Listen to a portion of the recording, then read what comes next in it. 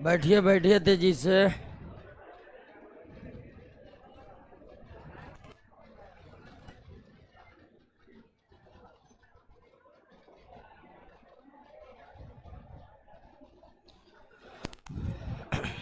क्या हुआ?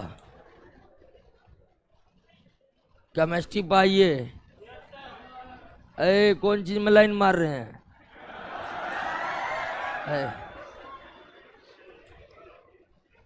सब कुछ याद करना है, समझे?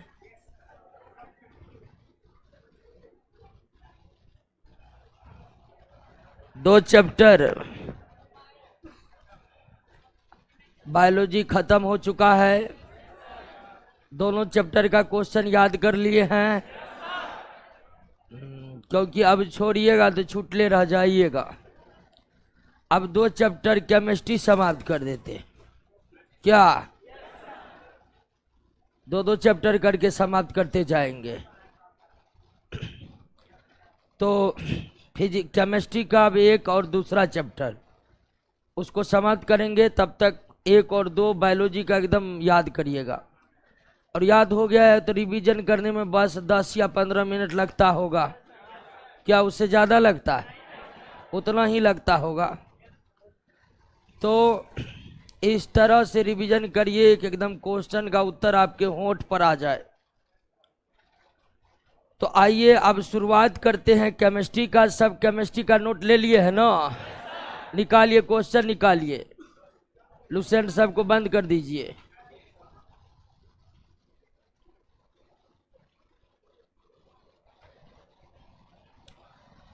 और बिल्कुल इस तरह ध्यान दीजिए, ऑनलाइन ऑफलाइन भी, कि क्लास में ही प्रश्न याद हो जाए। उतना लेकर तो हम चलते ही हैं कि आपको क्लास में ही प्रश्न याद हो जाए। तो आइए शुरुआत करते हैं। और चैप्टर का नाम क्या है आप जान गए हैं ना? चैप्टर का नाम है पदार्थ एवं पदार्थ की प्रकार। पदार्थ और उनका प्रकार, matter and classification of matter. तो आइए इसके एक एक प्रश्न को हम देखते हैं। और प्रश्नों में संपूर्ण कवरेज है। ऐसा नहीं कि किसी कोई एक प्रश्न छूटा है या किसी ऐसा पॉइंट का, ऐसा टॉपिक का कवरेज नहीं है। प्रश्नों के माध्यम से पूरा कवरेज है दोस्तों। आइए पहला प्रश्न है कि पदार्थ उस वस्तु को कहते हैं जिसका अपना कुछ द्रव्यमान हो, जिसका अपना कुछ आयतन हो, जो अवरोध उत्पन्न कर सकता है, यानी उपर्युक्त में सभी। पदार्थ का परिभाषा तो हम लोग बचपन से पढ़ रहे हैं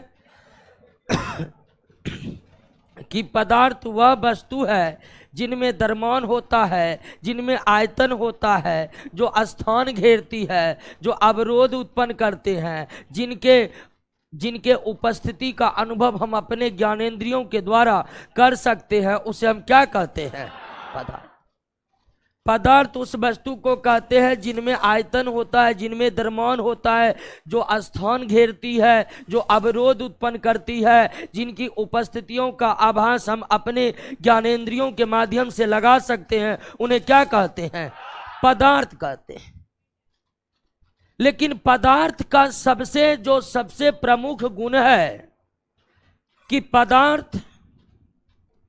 पदार्थ वही होगा जिसमें द्रव्यमान होगा, जिसमें द्रव्यमान होगा।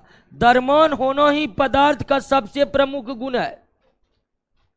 और कुछ याद रखिए कि न रखिए, ये बात याद रखिए कि अगर द्रव्यमान है तो ही वह पदार्थ होगा, द्रव्यमान नहीं है तो पदार्थ नहीं होगा।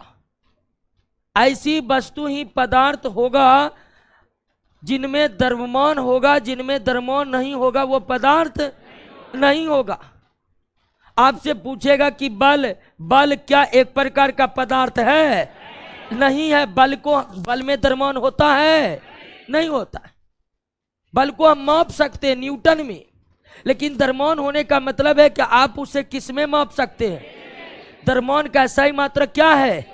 क्या बल को आप केजी में माप सकते हैं कि कितना किलो बल लगा? नहीं।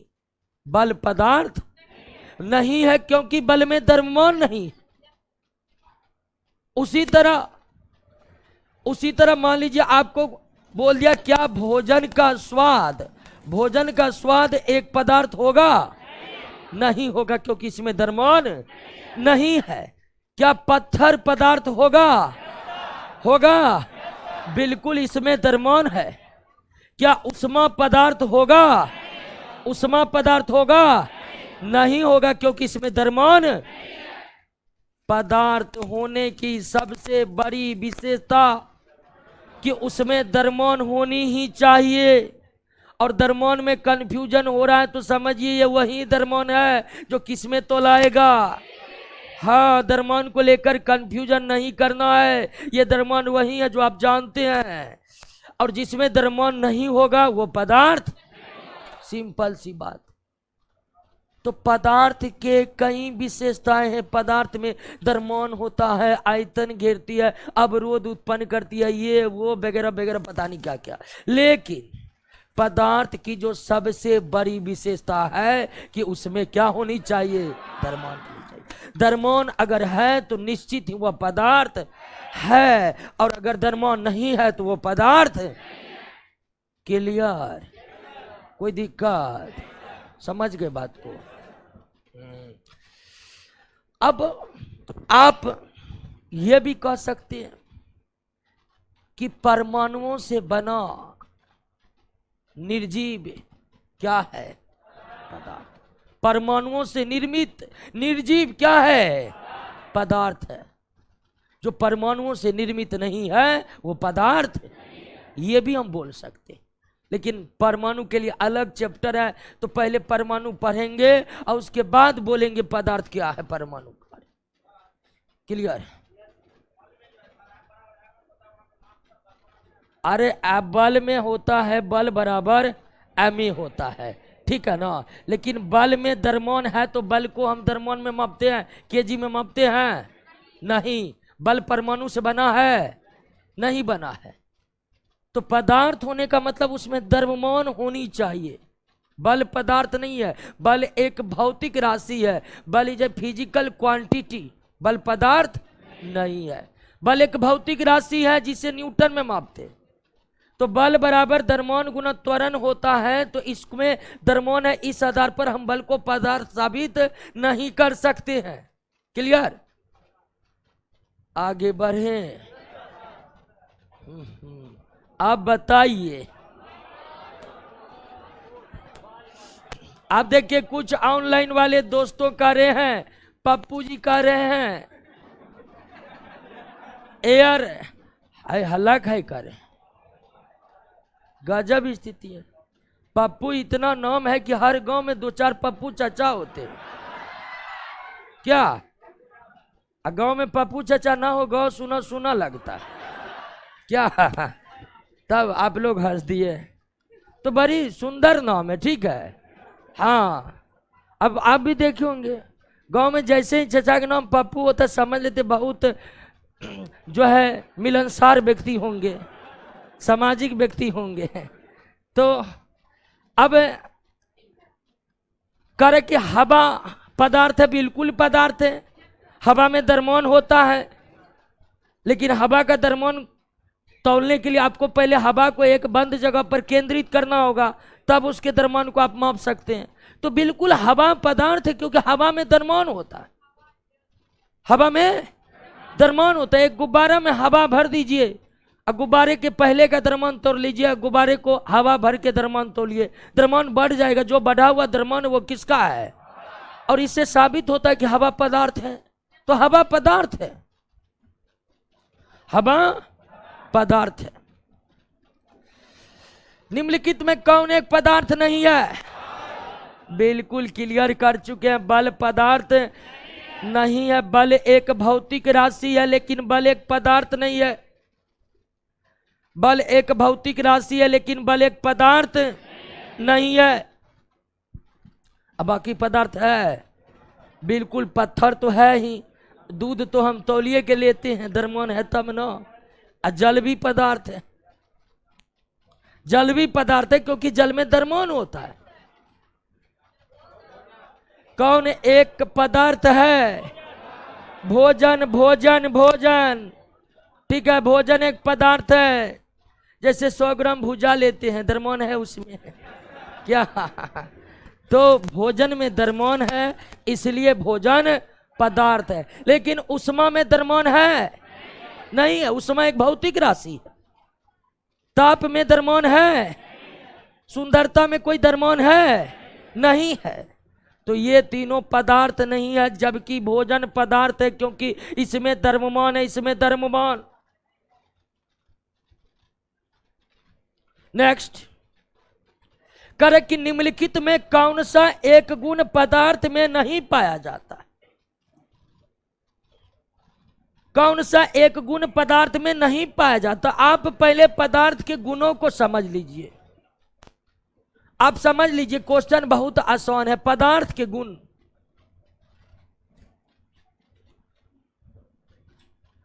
पहला गुण कि पदार्थ सूक्ष्मतम कण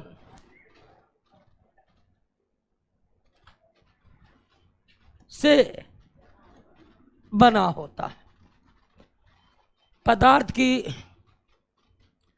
पदार्थ की जो सबसे पहली विशेषता है कि पदार्थ सूक्ष्मतम कणों से मिलकर बना होता है। सूक्ष्मतम कणों से मिलकर बना होता है। और उन सूक्ष्मतम कण को हम क्या कहते हैं? एटॉम कहते हैं। एटॉम कहते हैं, परमाणु कहते हैं। और परमाणु वाकई में बहुत ही ज्यादा सूक्ष्म कण है। परमाणु इतने सूक्ष्म है कि एक फैक्ट आपके सामने हम रख रहे हैं।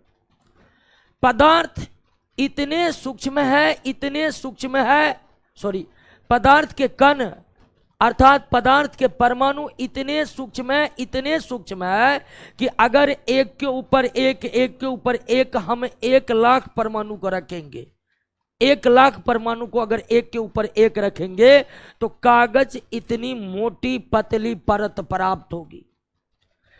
1,00,000 परमाणुओं को एक के ऊपर एक जब हम रखेंगे तो कागज इतनी मोटी पतली परत प्राप्त होगी। अब इन्हीं तथ्यों से अंदाजा लगा लीजिए कि आखिर परमाणु कितना ज्यादा सूक्ष्म है। यानी इतना सूक्ष्म है परमाणु, इतना छोटा है परमाणु कि हम उसकी कल्पना भी नहीं कर सकते कि वो कितना छोटा है। हमारी कल्पना शक्ति के परे है। कौन? परमाणु का आकार इतना छोटा है कि आप सोच भी नहीं सकते हैं कि इतना छोटा कुछ हो सकता है। तो पदार्थ का पहला गुण कि पदार्थ सूक्ष्मतम कणों से मिलकर बना होता है या पदार्थ परमाणुओं से मिलकर बना होता है, पहली विशेषता। दूसरा कि पदार्थ के कण अनवरत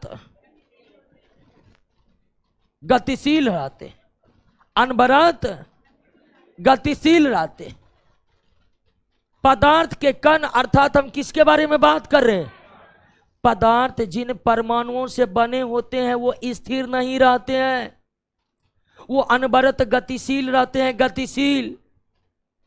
अब आप कहिएगा कि पदार्थ के कण गतिशील है, तब तो पदार्थ को दौड़ते रहना चाहिए, लेकिन ऐसा तो होता नहीं है। तो परमाणु जो गतिशील रहते हैं वो अपने जगह पर रहकर कंपन गति करते हैं। कौन गति? परमाणु जो है, पदार्थ जिन परमाणुओं से मिलकर बने हैं वे परमाणु जो है अपने स्थान पर रहकर कंपन गति करते रहते हैं। कंपन गति ऊपर नीचे आगे पीछे ऊपर नीचे आगे पीछे गति को कंपन गति कहते हैं। वही करते रहता कौन? हालांकि कुछ पदार्थ ऐसे भी है जिनके परमाणु अत्यंत गतिशील होते हैं, जिसके कारण पदार्थ भी गतिशील होते हैं। गैस को यहां छोड़िए, पहुंच जाएगा मुसल्लपुर हाट पे। क्यों? तो उसके परमाणु बहुत गतिशील है, इतने गतिशील है कि असंख्य दूरी यात्रा कर सकते हैं वो। लेकिन गैस के अलावे जो ठोस पदार्थ है, द्रव पदार्थ है, उसके परमाणु उतने गतिशील नहीं है। क्लियर हो गया। तो पदार्थ के कण अनवरत गतिशील रहते हैं, वो स्थिर नहीं रहते हैं। हालांकि भिन्न भिन्न पदार्थ के परमाणु या सूक्ष्म कणों की गति की जो मतलब गति का जो वेग है वो कम होता है, अधिक होता है, कम होता है, अधिक होता है। सभी पदार्थों के सूक्ष्म कणों के वेग, परमाणु का वेग एक समान नहीं होते। पदार्थ की तीसरी विशेषता है, पदार्थ की तीसरी विशेषता है, पदार्थ की तीसरी विशेषता है कि पदार्थ में अंतराण्विक बल होते हैं, इंटर मॉलिक्यूलर फोर्स। ठीक है, पदार्थ में क्या होते हैं?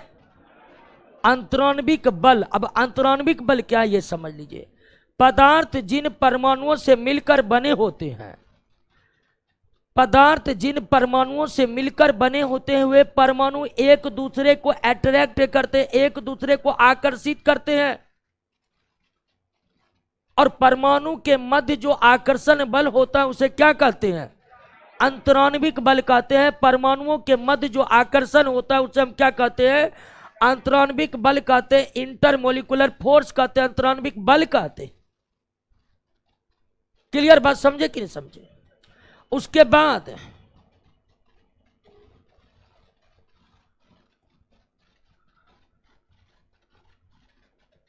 अंतराण्विक स्थान,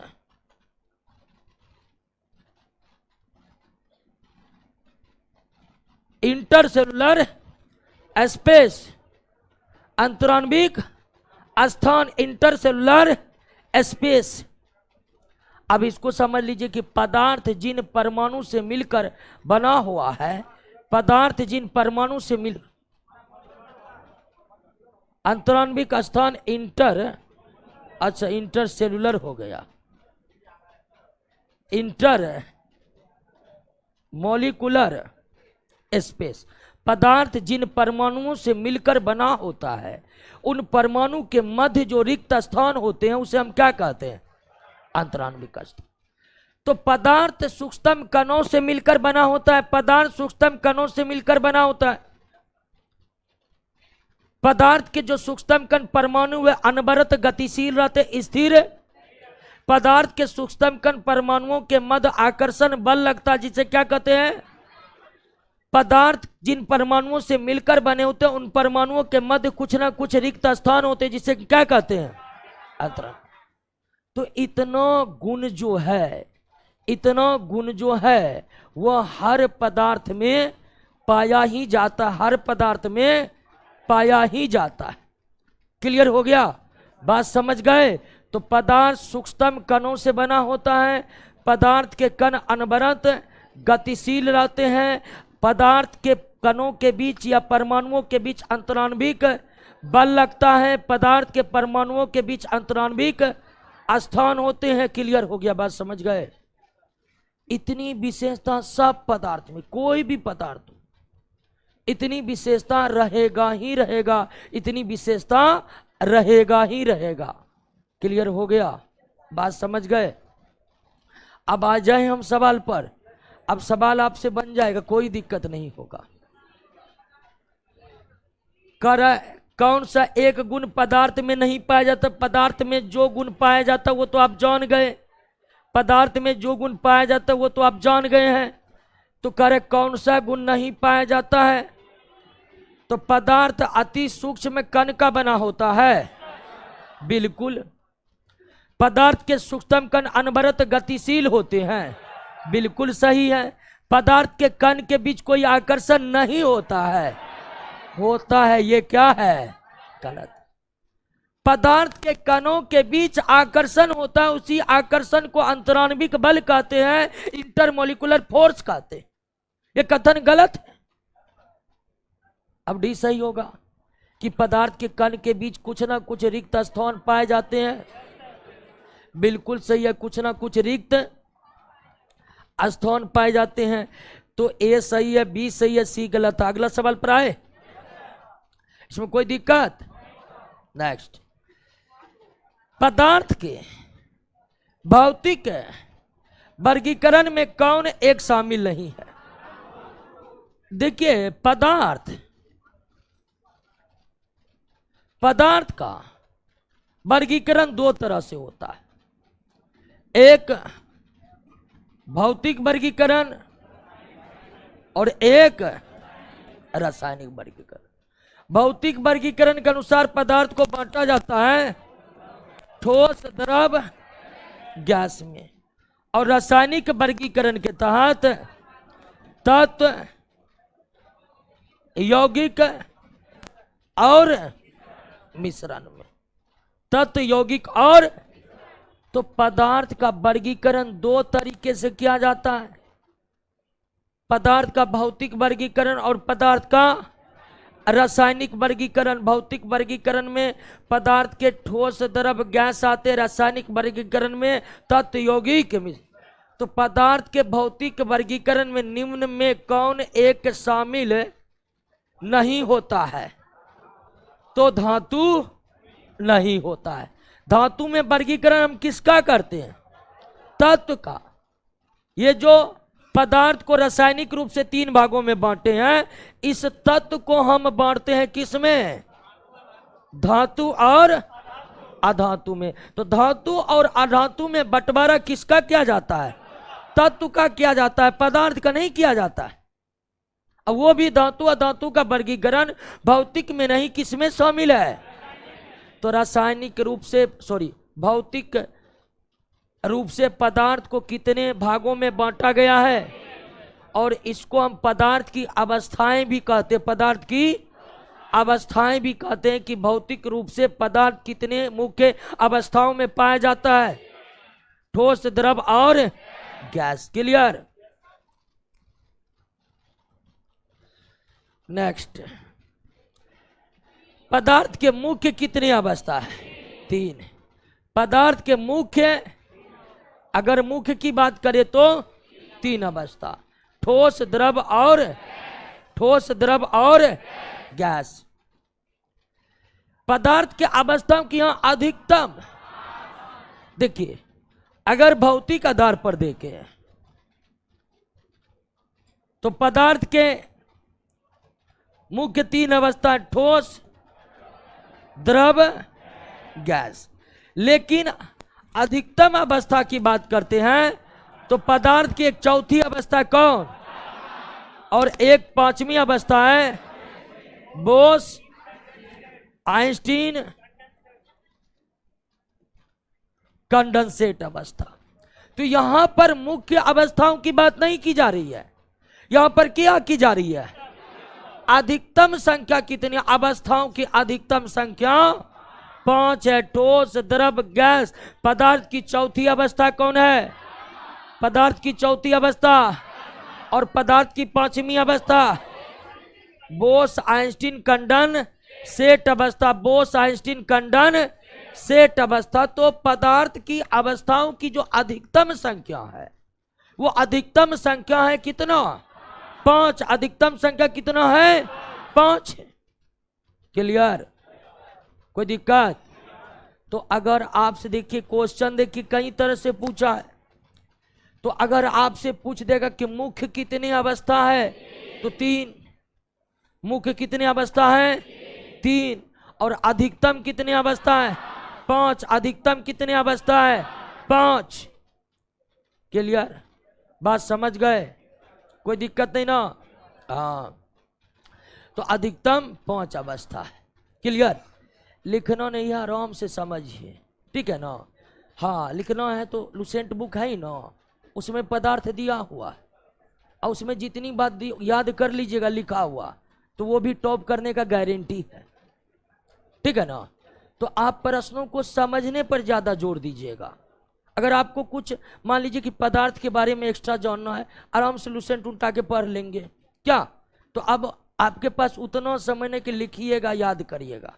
और हमारे पास क्वेश्चन का इतना कलेक्शन है ना कि आप जो लिखिएगा वो आगे आपको प्रश्न के रूप में मिल जाएगा। आप श्योर रहिए, ठीक है ना? समझने पर ज्यादा फोकस करना है। पढ़ने के लिए हम एक ही बुक आपको सजेस्ट कर रहे हैं, लुसेंट। समझे? हाँ, और पतला वाला लूसेंट, स्पेशली साइंस वाला नहीं। अब आपके पास समय नहीं है कि लिखिएगा पढ़िएगा, तब तक बहुत आदमी पढ़ के क्लियर कर दिया है। ठीक है, अभी आप सिर्फ क्वेश्चन पर फोकस करिए। पूरा क्वेश्चन रट लिए, टॉप करने की गारंटी। एक भी क्वेश्चन छूटा, मेरिट लिस्ट गिरा। ठीक है, तो प्रश्न, हाँ, और लिखने के इसलिए जरूरी है क्योंकि हर चैप्टर में हम 2-3 प्रश्न 10 प्रश्न नहीं करवा रहे हैं आपको।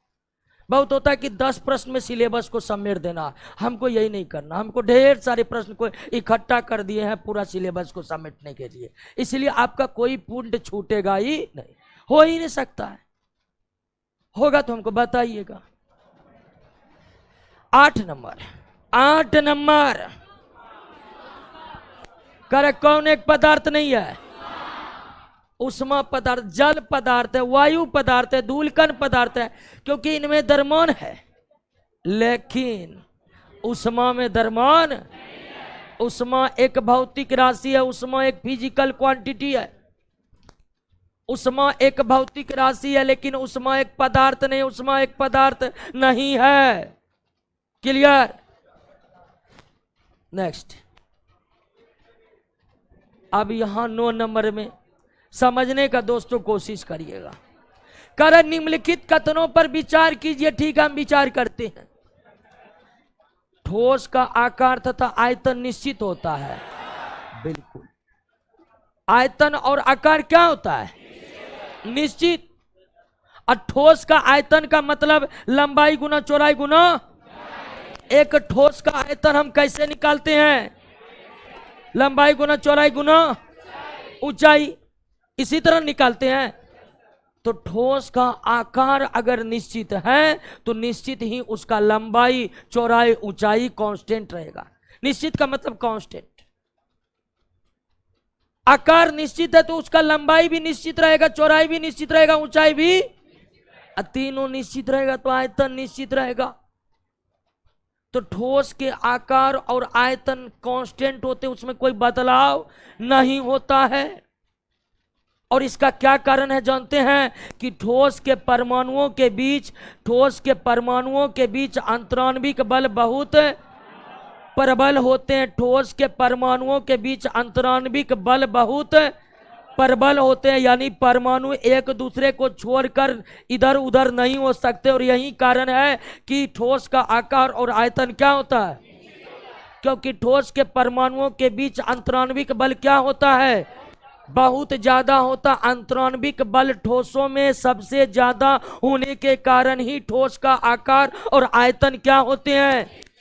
निश्चित होते हैं। पहला कथन क्या है? अब पहला कथन के आधार पर आपसे यह प्रश्न पूछा जा सकता है कि ठोस के आकार और आयतन निश्चित क्यों होते हैं? क्योंकि ठोस के परमाणुओं के बीच अंतराण्विक बल बहुत प्रबल होता है, बहुत ज्यादा होता है। परमाणु अपने स्थान से हिल डुल नहीं सकते हैं, और जब परमाणु हिल डुल नहीं करेगा तो आकार आयतन तो निश्चित रहेगा ही रहेगा। क्लियर? द्रव के, पंखा को थोड़ा इधर करिए। तो द्रव के आयतन निश्चित रहते परंतु आकार परिवर्तनशील होता है। बिल्कुल, द्रव का आयतन क्या रहता है? निश्चित। द्रव के आयतन को प्रायः हम लीटर में मापते हैं। तो 1 लीटर दूध को आप बाल्टी में रखिए 1 लीटर रहेगा, बाल्टी में रखिए 1 लीटर रहेगा, ठीक है ना। कठौता में रखिए 1 लीटर रहेगा। द्रव का आयतन क्या होगा? कांस्टेंट। आपका जितना लीटर दूध है आप किसी भी बर्तन में डाल दीजिए उतना ही लीटर रहेगा, मतलब आयतन कांस्टेंट। लेकिन एक द्रव का आकार उस बर्तन के आकार पर निर्भर करता है जिसमें वह रखा जाता है। तो द्रव के जो आकार है वह परिवर्तनशील होता है। द्रव को रख दिया गिलास में तो द्रव हो गया गिलास की आकृति का। द्रव को रख दिया कठौता में, द्रव हो गया कठौते का आकृति का। द्रव को रख दिया बाल्टीन में, द्रव हो गया बाल्टीन का आकृति का। तो द्रव के आकार परिवर्तनशील होते हैं, लेकिन द्रव के आयतन क्या होते हैं? निश्चित होते हैं। द्रव पदार्थ के आयतन को मापने के लिए प्रायः हम लीटर यूनिट का इस्तेमाल करते हैं। 1 लीटर आप द्रव ले लीजिए, कोई द्रव ले लीजिए, उसको जहां भी रखिएगा वो 1 लीटर रहेगा, उसमें कोई बढ़ोतरी या कमी नहीं होगा। लेकिन उसके आकार क्या होगा? तो ठोस के आकार और आयतन दोनों निश्चित होते हैं, लेकिन द्रव के आयतन निश्चित होते हैं, आकार निश्चित। गैस के आकार आयतन दोनों ही परिवर्तनशील। बिल्कुल सही है, गैस का आकार और आयतन दोनों परिवर्तनशील, ठीक है ना। गैस की को ना तो कोई आकार होता है, गैस का आयतन भी कांस्टेंट नहीं होता है। गैस को अगर 2 लीटर वाले सिलेंडर में रख दे तो वो 2 लीटर है, अब 5 लीटर में रख दिए तो वो 5 लीटर हो गया। क्लियर हो गया ना। तो गैसीय पदार्थ का ना तो आकार निश्चित होता है, न ही आयतन निश्चित होता है। तो यहां पर तीनों कथन क्या है? सही है। और सब का कारण अंतराण्विक बल है। सब का कारण, गैसों के आकार और आयतन दोनों ही परिवर्तनशील होते, दोनों ही अनिश्चित होते। वो इसलिए क्योंकि गैस के परमाणुओं के बीच अंतराण्विक बल बिल्कुल ना के बराबर होता है, इसलिए गैस के परमाणु स्वतंत्र गति करते रहते हैं, जिसके कारण उसका आकार और आयतन दोनों कांस्टेंट नहीं रह पाता है। लेकिन ध्यान रखिएगा, द्रव्यमान संरक्षण नियम के तहत किसी भी प्रकार के पदार्थ का द्रव्यमान परिवर्तनशील नहीं। जो द्रव्यमान ठोस का है, गैस का है, द्रव का, द्रव्यमान में कोई परिवर्तन नहीं हो सकता है। समझे कि नहीं समझे? हाँ। तो यहां पर तीनों कथन क्या है? सही है। याद हो गया ना। ठोस का आकार और आयतन दोनों क्या होते हैं? क्योंकि ठोस में अंतराण्विक बल बहुत प्रबल होता है, द्रव में आयतन निश्चित होते हैं परंतु आकार परिवर्तनशील, क्योंकि द्रव के परमाणुओं में अंतराण्विक बल ठोसों की अपेक्षा कुछ कम होता है।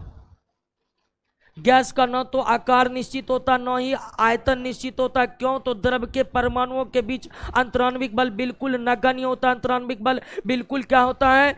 नगण्य होता है, नगण्य। क्लियर हो गया? बात समझ गए? तो यह 9वां प्रश्न भी क्लियर है, कोई दिक्कत नहीं ना। 10वां पर आते, पदार्थ के किस अवस्था में तरलता का गुण, फ्लूइडिटी का, तरलता यानी बहने की प्रवृत्ति, तो बहने की प्रवृत्ति द्रव में भी है और गैस में भी है। इसीलिए द्रव और गैस को क्या, द्रव को अंग्रेजी में कहते हैं क्या? लिक्विड। और गैस को हम क्या कहते हैं? तरल कहते हैं। क्या कहते हैं? तरल। तरल का अंग्रेजी होता क्या? फ्लूइड। तो बहने की प्रवृत्ति द्रव में भी होती है, लेकिन द्रव से कई गुना ज्यादा बहने की प्रवृत्ति किसमें? द्रव से कई गुना ज्यादा बहने की प्रवृत्ति किसमें? गैसों में होती है। इसी कारण द्रव भी तरल पदार्थ है, गैस भी तरल पदार्थ है।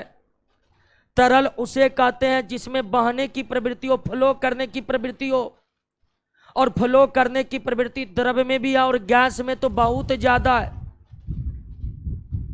और अगर आपसे पूछे कि द्रव और गैस में फ्लो करने की, बहाव की प्रकृति मौजूद है लेकिन ठोस में ऐसा नहीं है, उसका क्या कारण है? उसका भी कारण है अंतराण्विक बल।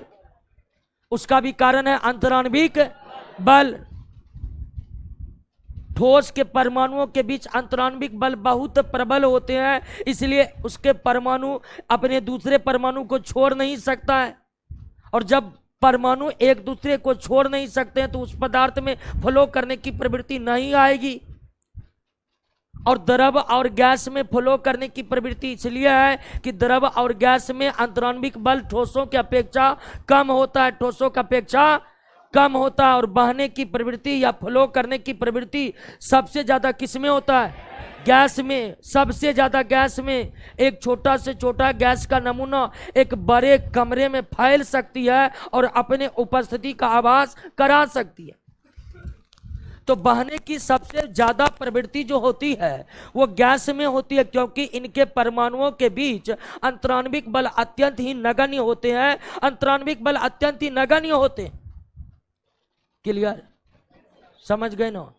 कुछ भी छूट रहा है, छूटिए न रहा है दोस्तों, पदार्थ होने दीजिए। आपको लगेगा कि पहले आप जितना पदार्थ के बारे में पढ़े थे कहीं उससे ज्यादा क्वेश्चन के माध्यम से हम ज्ञान कर चुके हैं, आपको लगेगा। इसीलिए हम कहते हैं कि पूरा क्वेश्चन याद कर लीजिए, उसके बाद आपको टॉप करने के अलावा कोई विकल्प ही नहीं बचेगा। 11 नंबर पाइए। हंसिए नहीं, ये सही बात है, ठीक है।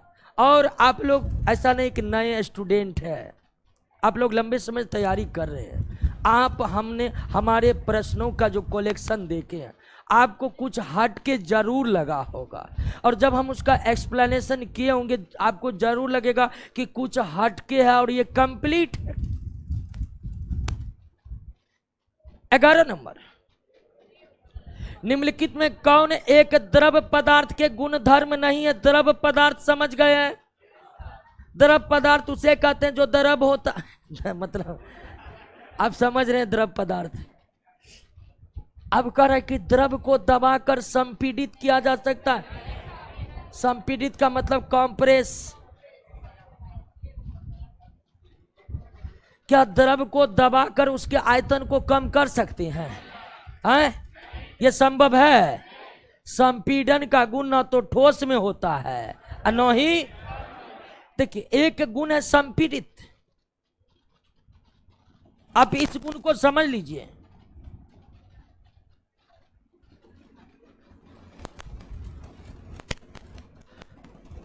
कंप्रेसिबिलिटी, संपीड़ितता।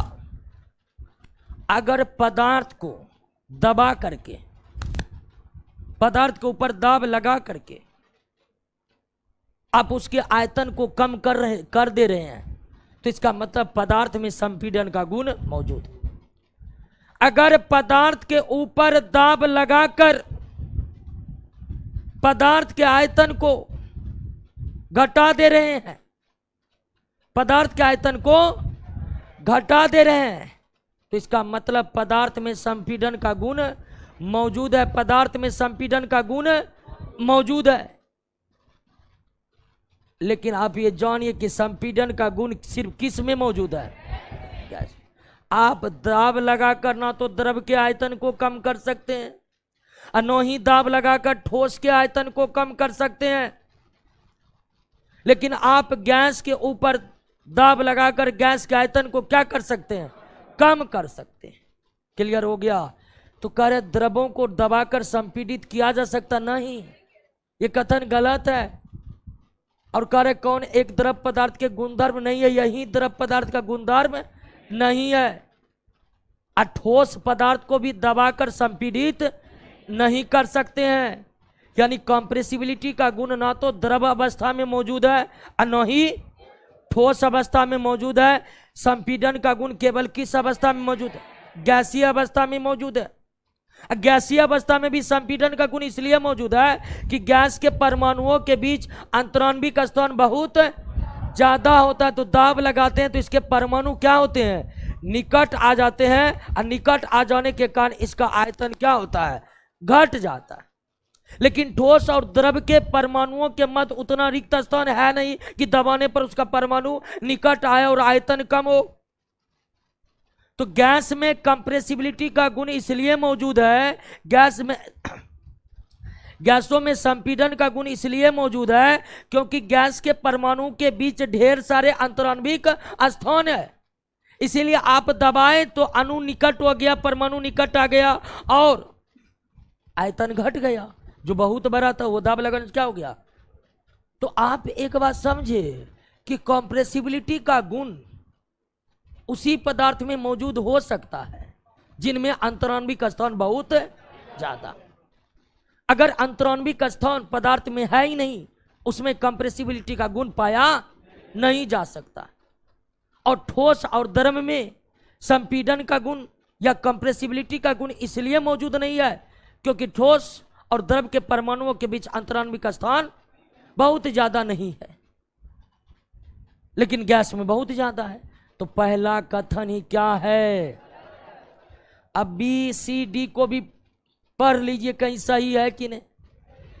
द्रवों का घनत्व तो ठोस पदार्थ के तुलना में कम होते हैं, बिल्कुल। घनत्व तो सबसे ज्यादा ठोस का, उससे कम द्रव का, सबसे कम गैस का।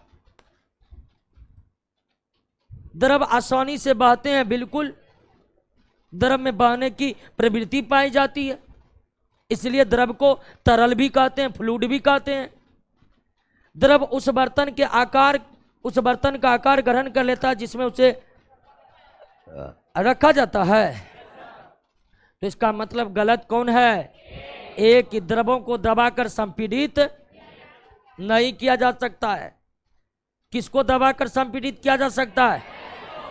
आपसे पूछेगा संपीड़न का गुण किस अवस्था में मौजूद है? किस अवस्था में? गैसीय अवस्था में। आगे बढ़े, ध्यान दीजिएगा, बहुत लोगों का ध्यान भटक रहा है प्रश्नों पर।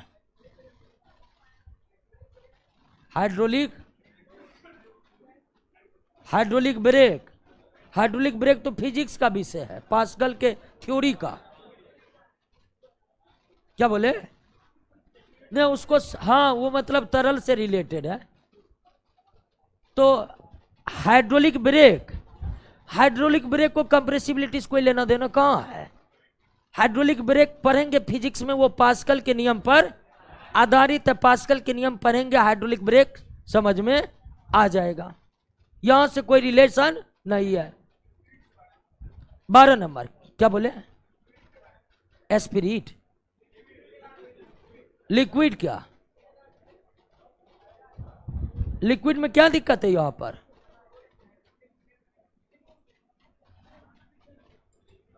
जोर से। और हाइड्रोलिक ब्रेक में कौन लिक्विड लगता है? अरे हाइड्रोलिक ब्रेक जो गाड़ी में लगे होते हैं तो उसमें तो ब्रेक ऑयल भरा जाता है, वहीं ब्रेक ऑयल लिक्विड का काम करता है। ठीक है, आइए 12 नंबर पर। आपका प्रश्न फिजिक्स से रिलेटेड है, ठीक है। तो 12 नंबर, हाइड्रोलिक ब्रेक में कौन तरल कौन लिक्विड इस्तेमाल होता है? अब तो भरे होंगे, ब्रेक ऑयल भरते हैं ना, तो ब्रेक ऑयल का क्या काम है? हाइड्रोलिक ब्रेक को सटीक रूप से काम करना। क्या? अरे त्वरा बोले, क्या बोलो, फिर से बोलो। हाँ 1 मिनट बैठिए, हाँ बैठिए ना, बैठिए। क्या कहना है? हाँ हाँ है।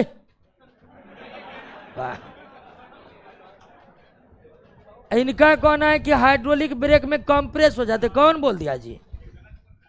गल पास्कल का नियम पढ़े, पास्कल का नियम, पास्कल के नियम पर आधारित है। अब पास्कल के नियम पर कोई संपीड़न का बात ही नहीं है। चलिए, तो इनका, हाँ इनका प्रश्न था कि हाइड्रोलिक ब्रेक में कोई द्रव जो है वो कंप्रेस्ड हो जाता। बिल्कुल गलत बात है। हाइड्रोलिक ब्रेक कंप्रेसिबिलिटी के सिद्धांत पर काम करता ही। हाइड्रोलिक ब्रेक पास्कल के सिद्धांत पर काम करता है। किसके सिद्धांत पर? पास्कल का सिद्धांत क्या है पढ़ लीजिएगा, नहीं तो टाइम आएगा हम पढ़ाएंगे। 12 नंबर, 12 नंबर, स्पंज जिसे आसानी से दबाया जाता क्या है? ठोस है, ठोस। क्या है? स्पंज ठोस है, ठोस है जी। हाँ, अब कहिएगा कि दबाने पर आकार बदल गया तब हम क्या करें? तो आकार बदल गया तो स्पंज को आप द्रव घोषित कर दीजिएगा। आकार बदल गया तो आप स्पंज को गैस घोषित कर दीजिएगा। तो स्पंज अगर ठोस नहीं है तो क्या द्रव और गैस है? बिल्कुल नहीं। स्पंज ठोस पदार्थ है और उसमें सूक्ष्म सूक्ष्म महीन छिद्र है। उनमें सूक्ष्म सूक्ष्म महीन छिद्र है, उसमें सूक्ष्म सूक्ष्म महीन छिद्र है जिनमें गैस भरा हुआ है, जिनमें गैस भरा हुआ है। और दबाने से वो गैस निकल जा रहा है, इसीलिए वो दब जा रहा है। सीधी सी बात है। तो स्पंज जिसे आसानी से दबाया जाता है वो वास्तविकता है कि वो ठोस पदार्थ है। लेकिन दबाने पर उसकी आकृति इसलिए बदल रही है क्योंकि स्पंज के छिद्रों से होकर गैस निकल जा रहा है, इसलिए उसकी आकृति क्या हो रही है, बदल रही है। क्लियर हो गया, बात समझ गए। स्पंज ठोस पदार्थ है, ठोस, किसी भी तरह का कंफ्यूजन नहीं पालना है। और ये पूछा हुआ प्रश्न है सीडीएस में 2012 में। नेक्स्ट आए। अब देखिए इस प्रश्न में क्या कोई दिक्कत हो सकता है। सर्वाधिक प्रबल अंतर अणुक बल किसमें, सबसे कम गैस में। क्लियर, इसमें कोई दिक्कत नहीं होनी चाहिए। नेक्स्ट, निम्नलिखित कथनों पर विचार करिए। एक बार आप विचार करिए तो उसके बाद हम करते हैं।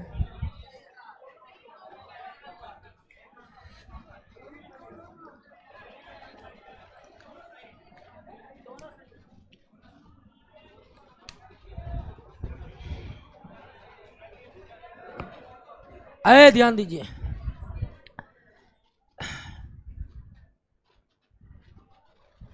विचार करते हैं।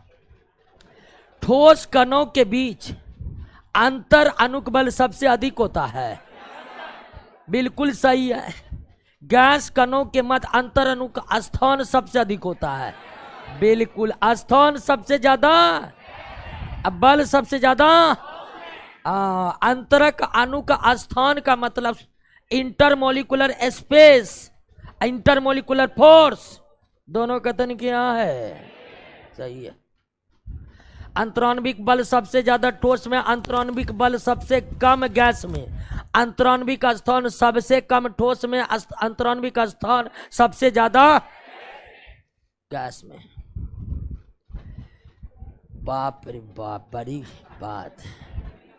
15 नंबर, गैसों में 1 मिनट। हमको लगता है क्वेश्चन बहुत इजी है। गैसों में ना तो निश्चित आकार न ही निश्चित आयतन होता है। क्यों क्यों?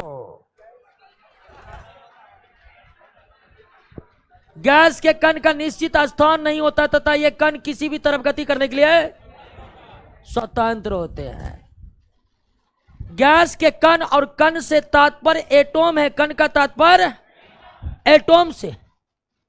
तो गैस का कण का निश्चित स्थान नहीं होता है, वो अनवरत क्या होते हैं, गतिशील होते हैं और गति करके इन्फिनिटिव दूरी तय कर सकते हैं। ठीक है ना। यानी कि पटना में अगर हवा का कण है तो गति करने लगेगा, अंटार्कटिका के भी उस पार जा सकता है गति करके। तो कण का कोई निश्चित स्थान नहीं होता है तथा ये कण किसी भी तरफ गति करने के लिए स्वतंत्र होते हैं, जिसके कारण इसका ना तो निश्चित आकार होता है न ही निश्चित आयतन।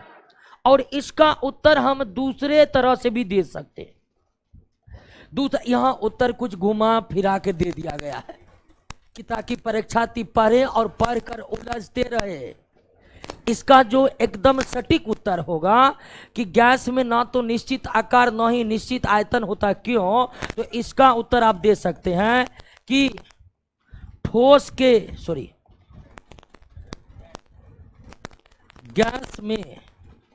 गैस में अंतराण्विक बल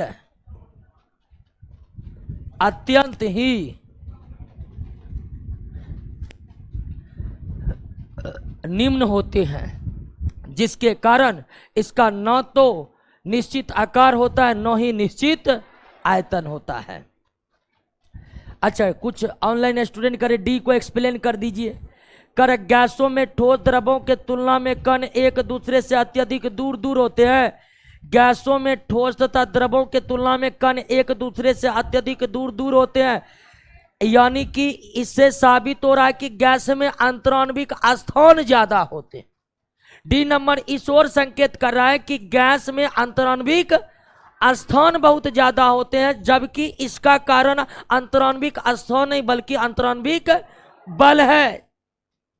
गैस में अंतराण्विक बल अत्यंत ही निम्न होने के कारण उसके परमाणु विभिन्न दिशाओं में अनवरत गतिशील रहते हैं, जिसके कारण न तो उसका निश्चित आकार बन पाता है और न ही निश्चित आयतन बन पाता है। क्लियर? तो डी नंबर हमारा उत्तर नहीं होगा। डी नंबर किस ओर संकेत कर रहा है? अंतराण्विक स्थान की ओर संकेत कर रहा है, जबकि इस प्रश्न का उचित कारण कौन है? अंतराण्विक बल। और सी नंबर ऑप्शन को जब आप पढ़े तो ये अंतराण्विक बल की ओर संकेत कर रहा है कि नहीं है? परमाणु गतिशील है, क्यों? अंतराण्विक बल नगण्य होने के कारण ही परमाणु गतिशील हो सकते हैं। क्लियर हो गया? तो कंफ्यूजन नहीं, 15 का उत्तर क्या होगा? सी होगा, सी, डी नहीं होगा। चलिए, रोशन राज करा की थ्योरी नहीं पढ़े हैं तो ऑब्जेक्टिव से काम हो जाएगा। ऐसा कैसे हो सकता? बहुत पहले से तो तैयारी कर रहे होंगे क्या? ऐसा हो ही नहीं सकता कि आप थ्योरी कभी ना पढ़े अचानक आ जाए कि हमको दरोगा बनना है। ऐसा संभव है? नहीं संभव है। तो आप पहले से मानकर चलिए थ्योरी पढ़ रहे थे और हम प्रश्नों को लेकर चल रहे हैं, तो आपको ऐसा नहीं लगेगा कि थ्योरी नहीं हो रहा है। थ्योरी भी कंप्लीट हो रहा है। इतना ज्यादा प्रश्न कलेक्शन कर दिया ना कि क्या थ्योरी क्या ऑब्जेक्टिव, सब कुछ आपका क्लियर हो जाएगा। ठीक है ना? सब कुछ क्लियर हो जाएगा। तो दोस्तों समय कम है और आपको दरोगा बनना है, तो अब जो चीज छूट गया छूट गया। अब आप जो करवा रहे हैं उसको करिए, मन लगा कर करिए, एकदम रिजल्ट हमारे पक्ष में होगा। अब जो रोना रोइएगा, हम ये नहीं किए, हम वो नहीं किए, हम ये भी करना चाहते हैं, तो समय है नहीं? समय है तो फिर अगला बहाली में समय है। 16 नंबर निम्नलिखित में कौन एक सही नहीं है? कौन एक सही नहीं है? 16 नंबर, पदार्थ के कण अनवरत गतिशील रहते जिसके कारण पदार्थ में विसरण की परिघटना देखने को मिलती है। बिल्कुल सही। आपको शुरुआत में ही पदार्थ के 4 विशेषताओं की ओर ध्यान दिलाए थे कि पदार्थ सूक्ष्मतम कण परमाणु से बना है। जो परमाणु अनवरत गतिशील रहते, किसी पदार्थ का कम है, किसी पदार्थ का ज्यादा। पदार्थ के कणों के बीच, परमाणुओं के बीच जो है अंतराण्विक स्थान होता है। पदार्थ के कणों के बीच अंतराण्विक बल होता है। तो विसरण इसको अंग्रेजी में क्या कहते हैं? डिफ्यूजन। परस्पर घुलना मिलना ही क्या कहलाता है? विसरण। परस्पर घुलना मिलना ही क्या कहलाता है? विसरण। और परस्पर घुलना मिलना कोई बल लगाकर, कोई दाब लगाकर नहीं।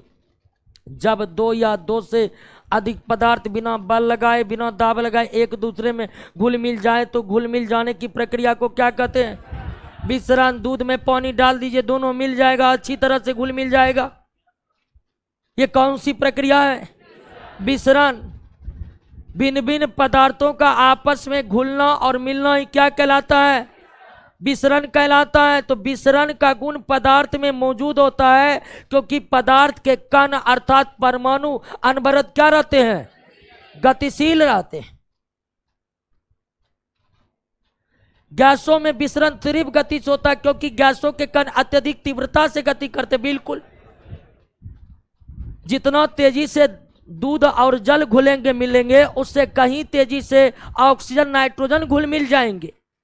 तो गैसों में विसरण का दर मतलब गैसों में विसरण की गति तेज होती है, मतलब भिन्न भिन्न गैस बड़ी तेजी से घुल मिल जाएगा।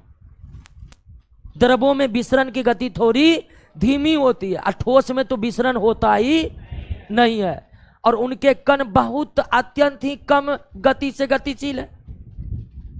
ठोस में विसरण है लेकिन अत्यंत कम। अब लोहा के ऊपर तांबा रख दीजिए, 2000 साल बाद लोहा तांबा सटा हुआ मिलेगा। ऐसे कई ऐतिहासिक साक्ष्य मिले हैं जिसमें 2 धातु आपस में क्या है? सटे हुए। 2 धातु आपस में सट गए, क्यों? विसरण के कारण। लेकिन चूंकि ठोस के जो परमाणु है बहुत ही धीमी गति से गतिशील रहते हैं, इसलिए उसमें में विसरण की गति भी अत्यंत धीमी होती है। इतनी धीमी कि हम बोल देते कि ठोस में विसरण नहीं होता है। विसरण का गुण आपको मुख्य रूप से द्रव और गैसों में ही देखने को मिलता है। तो बी क्या है? द्रवों में विसरण गैसों में विसरण की अपेक्षा मंद होता। बिल्कुल। ठोसों में विसरण बहुत अधिक मंद गति से होता है। यह भी तो सही है, लेकिन हम मान लेते ठोस में विसरण होता ही, और हमें गलत किसको करना पड़ेगा? डी को। डी भी आंशिक रूप से सही है, लेकिन हमें अगर विकल्प चुनना ही है गलत है तो हम किसको चुनेंगे? लेकिन आप समझिए डी भी आंशिक रूप से क्या है? सही है। हम इसको गलत इसलिए चुन रहे हैं कि बाकी तीनों जो है बिल्कुल सही है। आंशिक रूप से यही गलत है कि ठोस में विसरण नहीं पाया जाता है। तो हम डी यहां पर क्या कर रहे हैं? गलत कर रहे हैं। कोई दिक्कत दोस्तों? भिन्न भिन्न पदार्थों को परस्पर घुलना मिलना ही क्या कहलाता है? विसरण का गुण सबसे अधिक गैसों में, उससे कम द्रवों में, और ठोस में विसरण का गुण नहीं पाया जाता। ठोस में विसरण का गुण, विसरण के गुण मौजूद होने का कारण है कि पदार्थ के अणु अनवरत गतिशील रहते हैं। पदार्थ के अणु अनवरत गतिशील रहते हैं। पदार्थ के अणु अनवरत गतिशील रहते हैं, इसीलिए पदार्थों में विसरण का गुण पाया जाता है। वह बल जो पदार्थ के कणों को एक साथ बांध कर रखता है, अंतरा अणुक बल, inter molecular force, inter molecular force. किसी ठोस को सीधे वाष्प में परिवर्तन, हाँ, किसी ठोस का सीधे वाष्प में परिवर्तन क्या कहलाता है? हाँ, सब्लिमेशन। सबली और किसी वाष्प का, और वाष्प कैसी अवस्था है? और किसी वाष्प का भी डायरेक्ट ठोस में बदलना क्या कहलाएगा? ऊर्ध्वपातन ही कहलाएगा, सब्लिमेशन ही कहलाएगा। सो रहे हैं? किसी ठोस का सीधे वाष्प में बदलना ही क्या कहलाता है? ऊर्ध्वपातन कहलाता है। और वाष्प का सीधे ठोस में बदलना भी क्या कहलाएगा?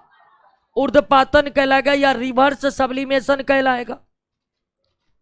बात समझे कि नहीं समझे? हाँ, तो दो स्थितियां है।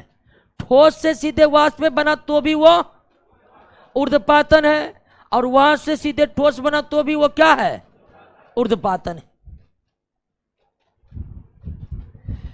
आइए दोस्तों, अब देखिए यहां पर अवस्था परिवर्तन से सवाल पूछा जा रहा है।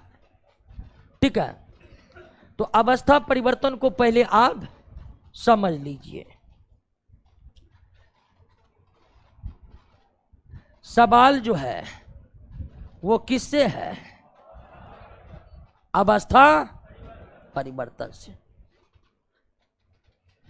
कोई भी पदार्थ चाहे वो ठोस हो, उसे आप द्रव और गैस में बदल सकते हैं। अगर कोई पदार्थ ठोस है तो उसे द्रव और गैस में आप बदल सकते हैं, कोई दिक्कत नहीं। अगर पदार्थ द्रव है तो उसे आप ठोस और गैस में बदल सकते हैं। अगर पदार्थ गैस है तो उसे भी आप ठोस और द्रव में बदल सकते। यानी पदार्थ के किसी एक अवस्था को पदार्थ के अन्य अवस्थाओं में बदला जा सकता है। पदार्थ के किसी एक अवस्थाओं को पदार्थ के अन्य अवस्थाओं में बदला जा सकता है। लेकिन सवाल है कैसे? तो इसका उत्तर है ऊष्मा प्रदान कर, या दूसरा तरीका है ऊष्मा निकाल कर। ऊष्मा निकाल कर। क्या पदार्थ के एक अवस्था को पदार्थ के दूसरे अवस्था में बदला जा सकता है? बिल्कुल जा सकता है। कितने तरह से? दो तरह से, या तो ऊष्मा निकाल कर या तो ऊष्मा प्रदान कर। उष्मा प्रदान करने की प्रक्रिया को कहते हैं गर्म करना। जब हम किसी पदार्थ को उष्मा देते हैं तो हम कहते हैं कि पदार्थ को क्या कर रहे हैं, गर्म कर रहे हैं। गर्म करने का मतलब उष्मा प्रदान करना। जब किसी पदार्थ का उष्मा निकाल रहे हैं, जब किसी पदार्थ का उष्मा निकाल रहे हैं तो इसका मतलब क्या होता है, ठंडा करना। यानी पदार्थ को आप ठंडा करें तो मतलब पदार्थ से उष्मा को, और पदार्थ को अगर गर्म कर रहे हैं तो पदार्थ को उष्मा प्रदान कर रहे हैं। और किसी भी पदार्थ को उष्मा प्रदान करना या गर्म करना आसान होता है। गर्म करना या उष्मा प्रदान करना आसान होता है, उसके बनिस्पत किसी पदार्थ को ठंडा करना बड़ी कठिन होता है। तो हम किसी पदार्थ को गर्म बड़ी आसानी से कर सकते हैं, लेकिन पदार्थ को ठंडा करना थोड़ा कठिन भी होता है और खर्चीला भी होता है। अब गर्म भी देखिए, गर्म बहुत जल्दी कर लेते हैं, लेकिन जब तक रेफ्रिजरेटर नहीं आप ठंडा नहीं कर पाइएगा। तो किसी भी पदार्थ को गर्म करने से ज्यादा कठिन होता है उसको ठंडा करना। ठंडा करना न सिर्फ कठिन होता है बल्कि अत्यधिक खर्चीला भी होता है, जबकि गर्म करना आसान और कम खर्चीला होता है। लेकिन ये बात तो आप समझ ही गए हैं कि पदार्थ के किसी एक अवस्था को पदार्थ के अन्य अवस्थाओं में बदला जा सकता है। पदार्थ के किसी एक अवस्थाओं को पदार्थ के अन्य अवस्थाओं में बदला जा सकता है। कैसे हो, उष्मा प्रदान कर या उष्मा निकाल कर, उष्मा प्रदान कर या उष्मा। आइए, तो सबसे पहले आप ठोस को गर्म करिएगा, किसमें बदलेगा, द्रव को गर्म करिएगा तो गैस में। क्लियर। गैस को ठंडा करिएगा द्रव में, और द्रव को ठंडा करिएगा तो अवस्था परिवर्तन कैसे होता है देख लिए ना। और इसी क्रम में होता है ऊर्ध्वपातन, सब्लिमेशन, अपवाद है जिसमें द्रव अवस्था होती ही नहीं है। ठोस डायरेक्ट गैस में है, गैस डायरेक्ट ठोस में हो रहा है तो उसे हम क्या कहते हैं, ऊर्ध्वपातन कहते हैं, सब्लिमेशन कहते हैं। क्लियर हो गया, बात समझ गए, कोई दिक्कत नहीं ना। अब इस अवस्था परिवर्तन से जुड़ा कुछ पारिभाषिक शब्द है। पहला है गलनांक, या अंग्रेजी में इसे कहते हैं मेल्टिंग पॉइंट। Melting point. ठोस जिस ताप पर द्रव में परिवर्तित होते हैं उसको हम क्या कहते हैं, गलनांक कहते हैं या द्रवनांक कहते हैं। एक ठोस जिस टेम्परेचर पर द्रव अवस्था में बदलता है उसे क्या कहते हैं, गलनांक कहते हैं या द्रवनांक कहते हैं। अंग्रेजी में मेल्टिंग पॉइंट कहते हैं। यानी गलनांक का या द्रवनांक का संबंध ठोस का द्रव में बदलने से, ठोस का द्रव में बदलने से। क्लियर हुआ। गलनांक समझे, ठोस का। वैसे भी आपको कोई कहेगा कि गल गया तो गलेगा कौन, ठोसे पदार्थ ना। आपको कोई कहेगा कि दूध गल गया, आपके दूध गल गया, ये कैसे संभव है, गलेगा कौन, ठोस। गलनांक का संबंध किससे है, ठोस पदार्थ से।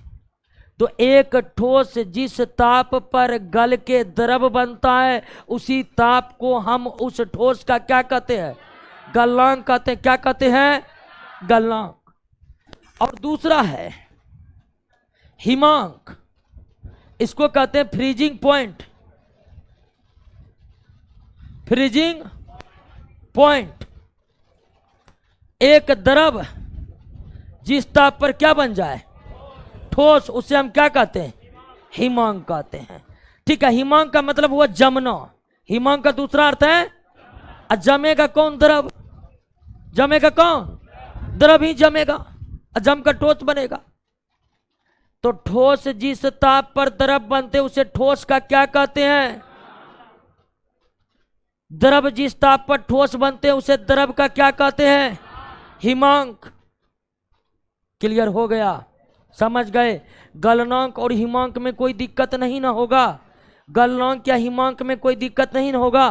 अब ध्यान रखिएगा, किसी एक पदार्थ का जितना गलनांक होता है उतना ही हिमांक होता है। किसी एक पदार्थ का जितना गलनांक होता है उतना ही क्या होता है। जैसे लोहा को अगर आप 1535 डिग्री सेल्सियस गर्म कर दीजिएगा तो वह किस में बदल जाएगा, द्रव लोहा में। और द्रव लोहा इसी टेम्परेचर पर ही जमना भी शुरू कर देगा और बन जाएगा क्या, ठोस लोहा। तो लोहा का मेल्टिंग पॉइंट यानी गलनांक भी कितना है, गला हुआ लोहा का हिमांक भी कितना है, 1535। आप लोहा को गर्म करिए 1535 पर पिघल जाएगा। अब 1535 टेम्परेचर के बाद ये पिघल गया। अब पिघला हुआ लोहा को उष्मा देना बंद कर दीजिए, इतना पर ही रहने दीजिए, तो फिर इस ताप पर वो जमना भी शुरू कर देगा। यानी एक पदार्थ जिस ताप पर गलते हैं उसी ताप पर जमना भी शुरू कर देते हैं। एक पदार्थ जिस ताप पर गलते हैं उसी ताप पर वो जमना भी शुरू कर देते हैं। अगर एक लोहा 1535 पर गल जाता है और द्रव बन जाता है तो वो गला हुआ द्रव लोहा 1535 पर ही ठोस में बदलने भी लगता है। एक पदार्थ का जितना गलनांक होगा उतना ही क्या होगा, हिमांक होगा। बर्फ का गलनांक 0 डिग्री है। बर्फ 0 डिग्री पर गलकर जल बन जाता है और जल 0 डिग्री पर ही जमकर ठोस बनने लगता है। बर्फ का गलनांक भी क्या है, 0 डिग्री। सॉरी, द्रव का गलनांक भी कितना है, 0 डिग्री। सॉरी, द्रव का हिमांक होगा। द्रव का हिमांक भी 0 डिग्री और बर्फ का गलनांक भी 0 डिग्री है। क्लियर हुआ, बात समझे कि नहीं। किसी एक पदार्थ का जितना गलनांक होता है उतना ही उसका हिमांक होता है। अर्थात एक पदार्थ जिस ताप पर गलते हैं वो गला हुआ पदार्थ उसी ताप पर जमते हैं, उसी ताप पर जमते। क्लियर। तो दो परिभाषिक शब्द तो क्लियर है, गलनांक और हिमांक। अब आते हैं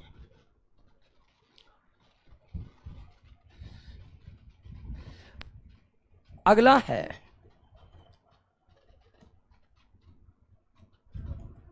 क्वथनांक, बॉइलिंग पॉइंट।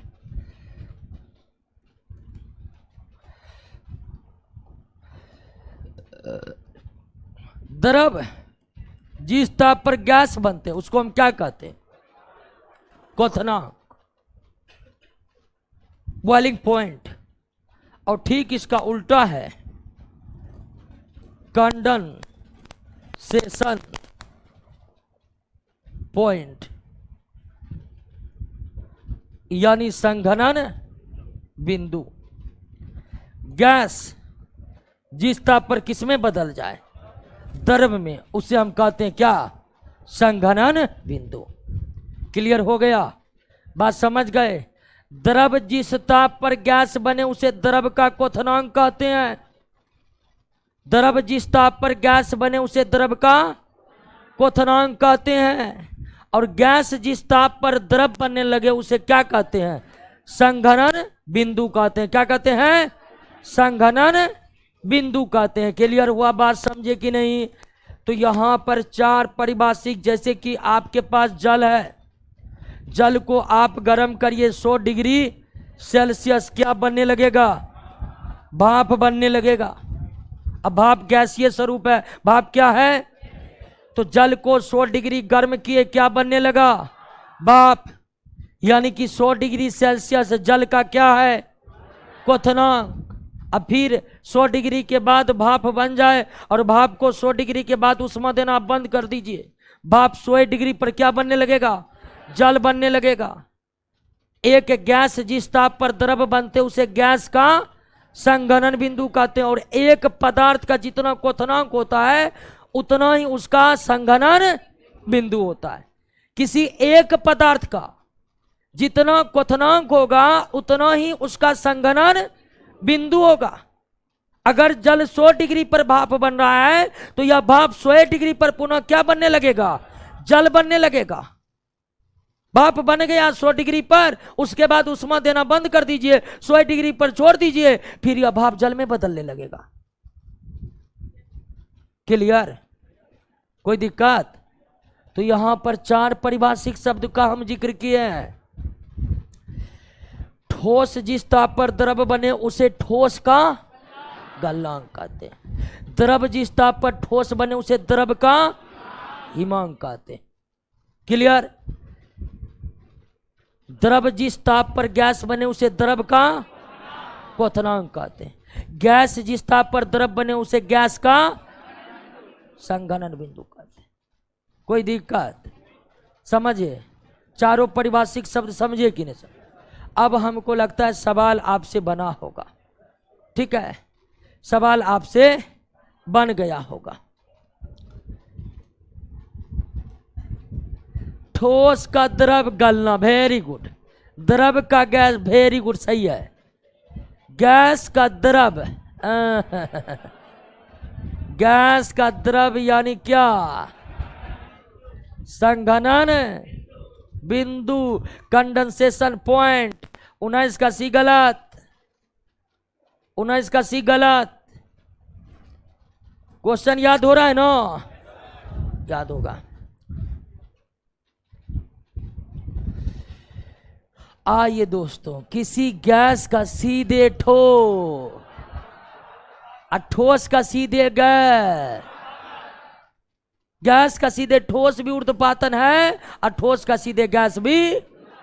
यानी कि ऊर्ध्वपातन अवस्था परिवर्तन की एक ऐसी विधि है जिसमें द्रव अवस्था ही गायब मिलता है। ऊर्ध्वपातन में आपको कौन सी अवस्था नहीं देखने को मिलेगा? द्रव नहीं देखने को मिलेगा। ठोस डायरेक्ट गैस बनेगा, वही गैस डायरेक्ट ठोस बनेगा। क्लियर हो गया? कोई दिक्कत नहीं।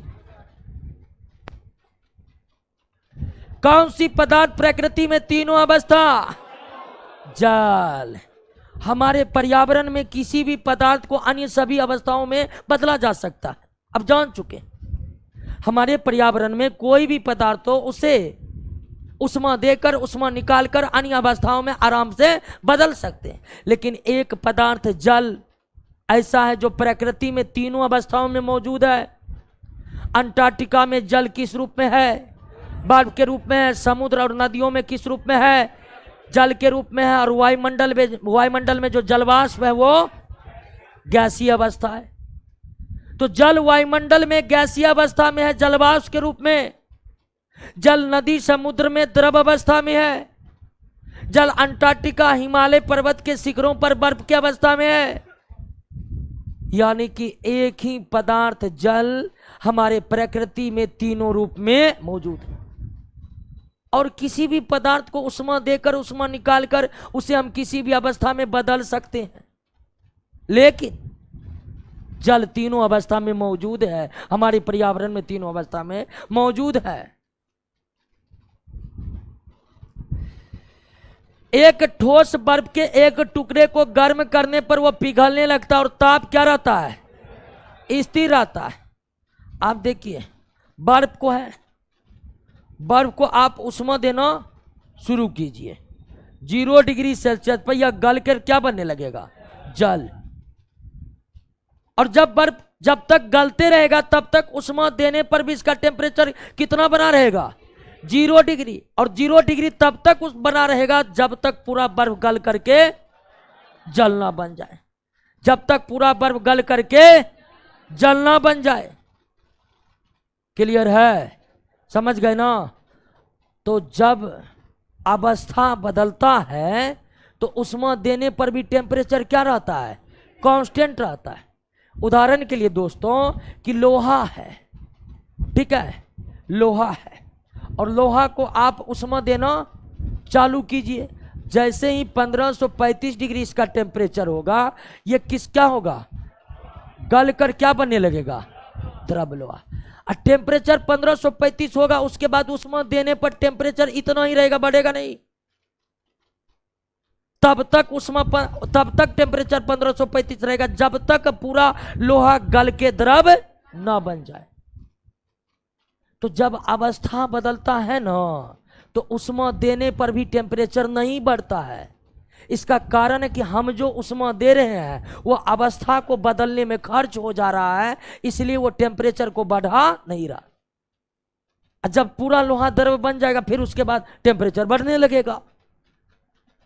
तो ठोस बर्फ के एक टुकड़े को गर्म करने पर वह पिघलने लगता है, और पिघलता किस टेम्परेचर पर है, और उसके बाद उसका टेम्परेचर क्या रहता है, स्थिर रहता। उष्मा देने पर भी टेम्परेचर स्थिर रहता है, और अवस्था बदलने के लिए जितना उष्मा लगता है वह उष्मा टेम्परेचर को नहीं बदलता है बल्कि अवस्था को बदलता है, और इस उष्मा को हम कहते हैं लेटेंट हीट, गुप्त उष्मा कहते हैं।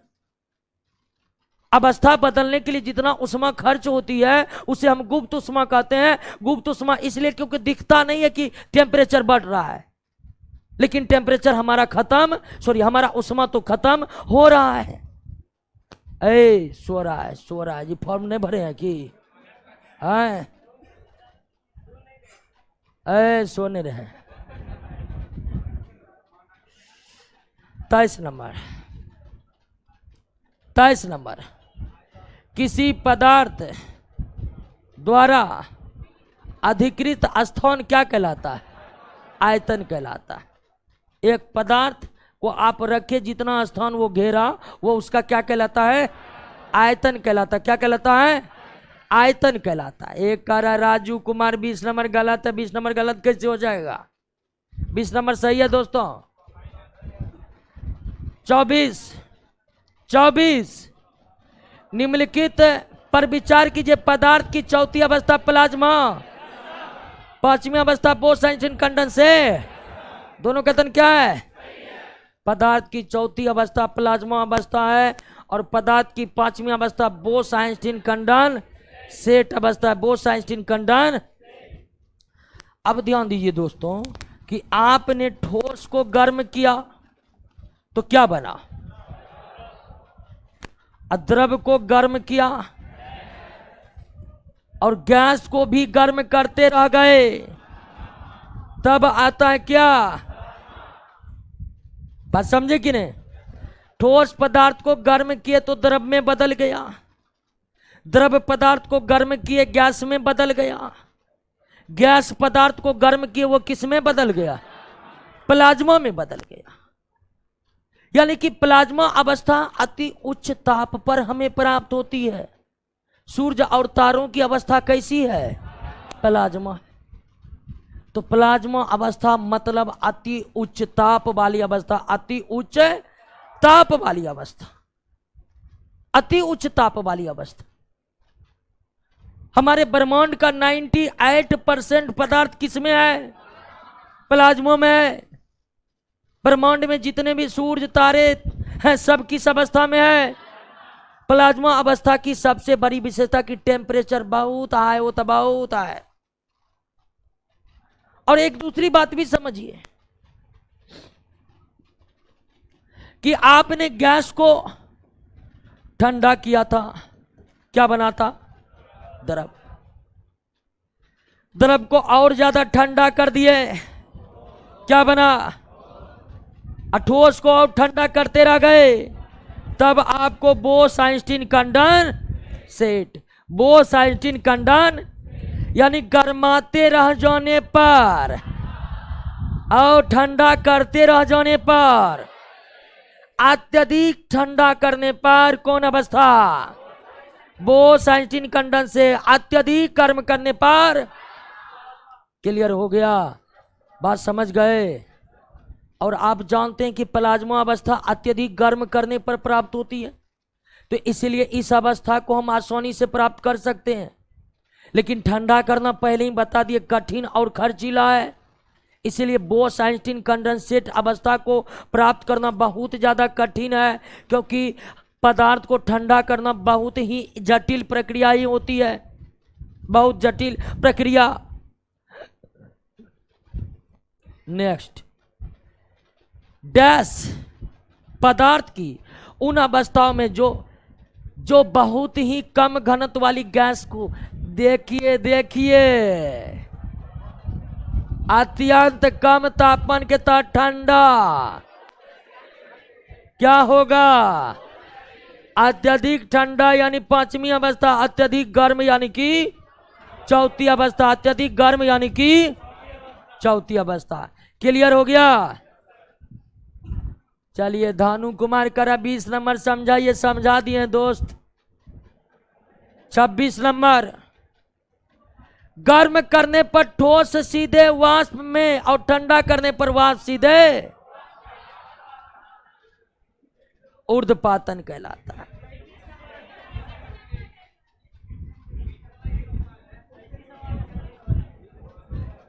अच्छा 20 नंबर में यही सवाल है। अच्छा दोस्त यही सवाल है करें।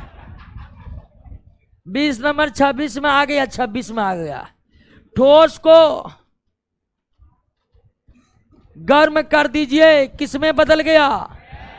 डायरेक्ट गैस में बदल गया। और जो ठोस गर्म करने पर डायरेक्ट गैस में बदलता है, वो गैस ठंडा करने पर डायरेक्ट किस में बदलता है? इन दोनों को ही हम क्या कहते हैं? ऊर्ध्वपातन कहते हैं, सब्लिमेशन कहते हैं, क्योंकि वैज्ञानिकों ने इसका नाम ही ऊर्ध्वपातन रख दिया है। क्लियर? इसमें तो कोई कंसेप्ट है ही नहीं, कहते हैं तो कहते हैं, कोई इसमें कोई तुक है जी? क्यों कहते हैं, किस लिए कहते हैं, इसमें कोई तर्क वितर्क नहीं, डायरेक्ट कहते हैं तो कहते हैं। अब ध्यान दीजिए, कभी कभी कुछ राइटर जो है गैस को ठोस में डायरेक्ट बदलने की प्रक्रिया को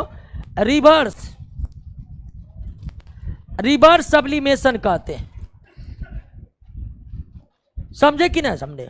कुछ राइटर जो है अपने बुक में ठोस से गैस के बदलने की प्रक्रिया को सब्लिमेशन बोले हैं, और गैस को ठोस में बदलने की प्रक्रिया को क्या बोले हैं? रिवर्स सब्लिमेशन बोले हैं, रिवर्स सब्लिमेशन बोले हैं। तो यह भी बात आप याद रखिएगा। लेकिन कुछ ही राइटर बोले हैं। बिहार में भी जो 2 ब्रांड का एकेडमिक बुक चलता है, स्टूडेंट प्रेस और भारती भवन का, तो और दोनों का जो राइटर है बिहार के सबसे जो बड़े जानकार है, वही इन दोनों पब्लिकेशन के बुक को लिखते हैं। तो भारत में मानक बुक माना जाता है। क्या आप लोग भी 10th क्लास में भारती भवन का बुक पढ़े होंगे, स्टूडेंट फ्रेंड्स का बुक पढ़े होंगे? तो एकेडमिक फील्ड में बिहार झारखंड में भारती भवन स्टूडेंट फ्रेंड्स बुक की बहुत ज़्यादा मानक बुक के रूप में देखा जाता है। तो स्टूडेंट फ्रेंड्स का जो राइटर है, ठीक है, और सारे राइटर स्टूडेंट फ्रेंड्स भारती भवन का, पटना यूनिवर्सिटी का ही है, प्रोफेसर सब है, उनमें सब्लिमेशन, रिवर्स सब्लिमेशन का जिक्र किया गया।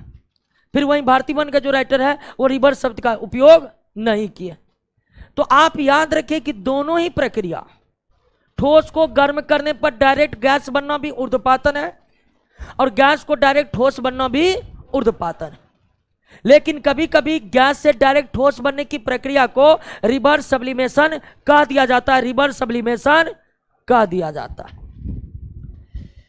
निम्नलिखित में गलत कथन कौन सा है? किसी द्रव को संपीड़ित करना आसान होता है जबकि गैस को कठिन।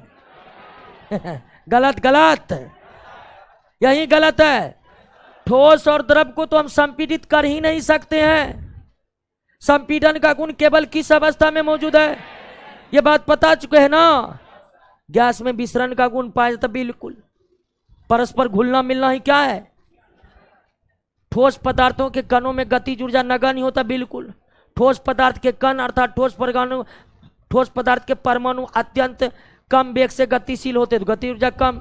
ठोस पदार्थों की आकृति आयतन निश्चित होते, बिल्कुल सही है। तो गलत कौन है? ए।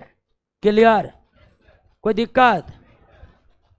तब यहीं पर स्टॉप करते हैं, क्योंकि समय आगे के प्रश्नों को करने का इजाजत नहीं दे रहा है, और शुरुआत में भारी भारी क्वेश्चन रहता है, ठीक है।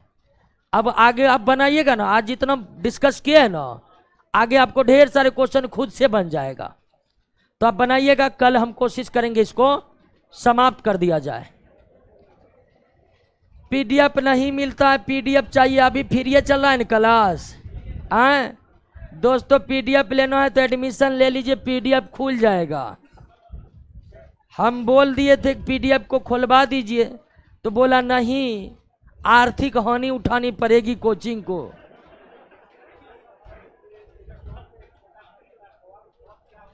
क्या बोले? कोर के बारे में जानकारी नहीं है अभी हमको, नहीं है जानकारी।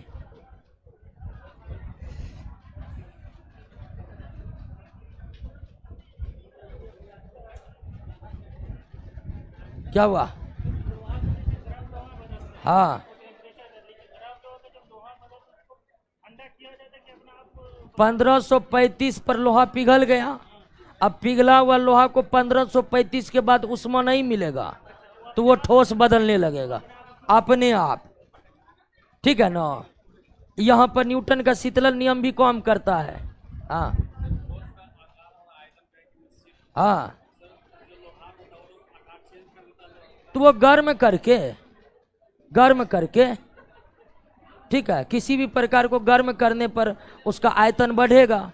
गर्म करने पर कोई पदार्थ फैलते हैं, उसका आयतन बढ़ता है।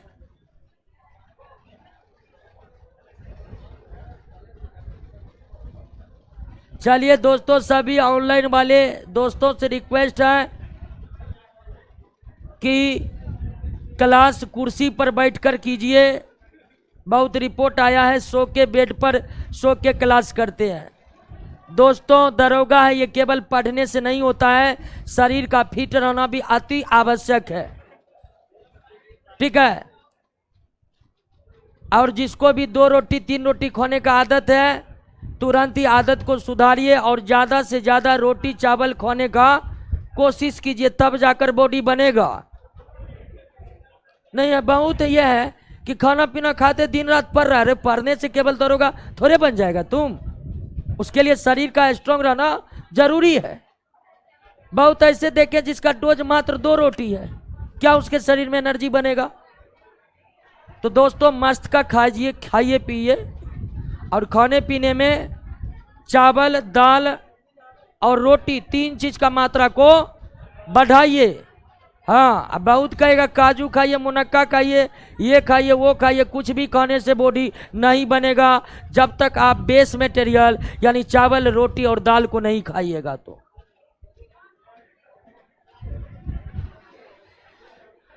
ये हॉर्लिक्स च्यवनप्राश खाने से अगर बॉडी बनता तो फिर सब दादाजी दौड़ लगाए रहते।